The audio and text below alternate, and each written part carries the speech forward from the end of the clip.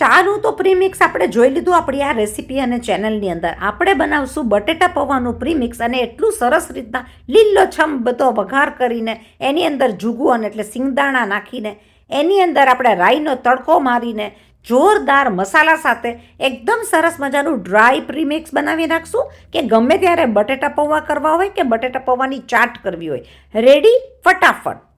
આજે આપણે જે રેસીપી બનાવવાના છે એ છે પ્રીમિક્સ બટેટા પૌવા. તો મેં લઈ લીધું છે 2 ટેબલસ્પૂન જેટલું તેલ. ગેસની ફ્લેમ રાખશું આપણે મીડિયમ. લઈ લઈશું 2 ટેબલસ્પૂન જેટલા સિંગદાણા. સિંગદાણાને મીડિયમ ધીમા તાપ ઉપર આપણે શેકતા જશું. આની અંદર ફ્લેમ રાખશું ધીમી, જેથી કરીને આપણા સિંગદાણા એકદમ સરસ રીતના શેકાઈ જાય. ત્યાં સુધી આપણા સિંગદાણા શેકાય છે ત્યાં સુધી આપણે ધાણા, મરચાં અને લીમડાને ઝીણા ઝીણા કાપી નાખશું.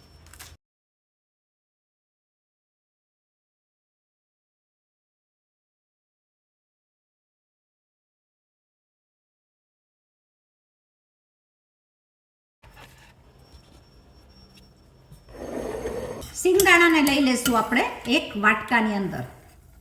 ધીમા તાપે થયેલા હોવાથી ક્રન્ચીનેસ એની અંદર એકદમ જ સરસ આવી જશે. વધેલા તેલની અંદર જ આપણે લઈ લેશું 1 ટીસ્પૂન જેટલી રાઈ. ત્યારે રાઈ આપણી આ પ્રમાણે અવાજ કરવા માંડી જશે એટલે કે રાઈ આપણી થઈ ગઈ છે તૈયાર. લઈ લેશું થોડી એવી હિંગ. હિંગ સાથે આપણે લઈ લેશું લીલો મસાલો. બધી વસ્તુને ધીમા તાપે મીડિયમ ધીમા તાપ ઉપર આપણે એને થવા દેશું રેડી. કારણ કે આપણે પ્રીમિક્સ માટે આ બટેટા પૌવા યુઝ કરવાના છે કે બટેટા પૌવા આપણા થઈ ગયા હોય તો ગમે ત્યારે આને આપણે તમે બનાવી શકો ચાટની રીતે કે બટેટા પૌવાની રીતથી. તો આ આપણો બટેટા પૌવા પ્રીમિક્સ બહુ જ સરસ તૈયાર થશે. ધીમા તાપે આ જ વસ્તુનું ધ્યાન રાખવાનું છે કે મીડિયમ ધીમા તાપ ઉપર સિંગદાણા અને લીલો મસાલો ખાવો જોઈએ, જેથી કરીને ક્રિસ્પીનેસ આવી જશે એકદમ સરસ.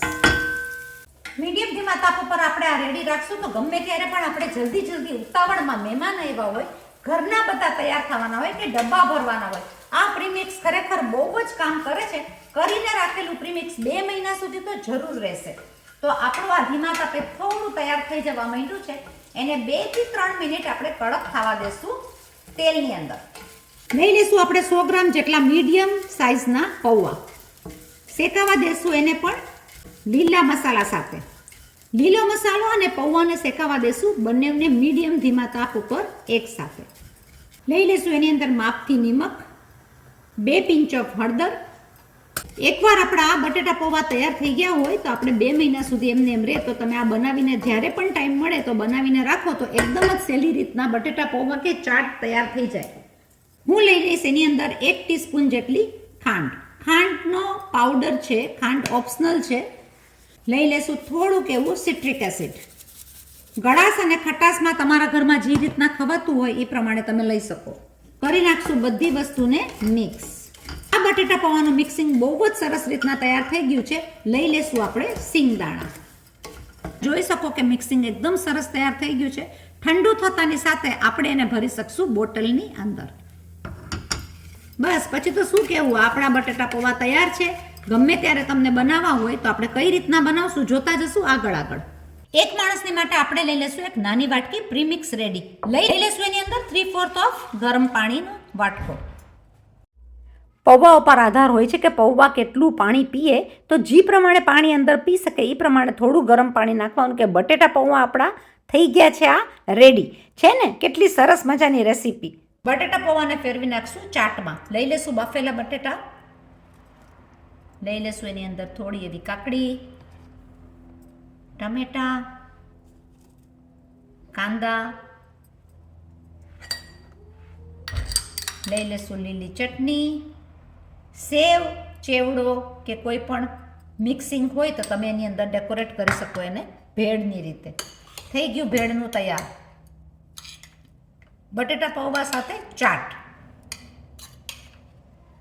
ખાવામાં લાગે એકદમ સ્વાદિષ્ટ. બનાવજો જરૂર. શેર કરજો, સબસ્ક્રાઇબ કરજો, લાઇક કરજો, આગળ બધાને ફોરવર્ડ કરજો. બટેટા પૌવા પ્રીમિક્સ રેડી. ત્યારે મન થઈ જાય તો બટેટા પૌવાનું પ્રીમિક્સમાંથી બટેટા પૌવા અને ચાટ તરત જ તૈયાર થઈ જતી હોય છે. લાગે એકદમ સ્વાદિષ્ટ. ખાવામાં રેડી ચાટ બટેટા પૌવા. બનાવજો જરૂર. કોમેન્ટ કરજો, લાઇક કરજો, શેર કરજો, સબસ્ક્રાઇબ કરજો.